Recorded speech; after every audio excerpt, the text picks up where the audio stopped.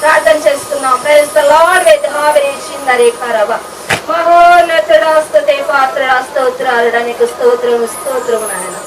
Then హై గ్లాయిట్ hallelujah praise the lord.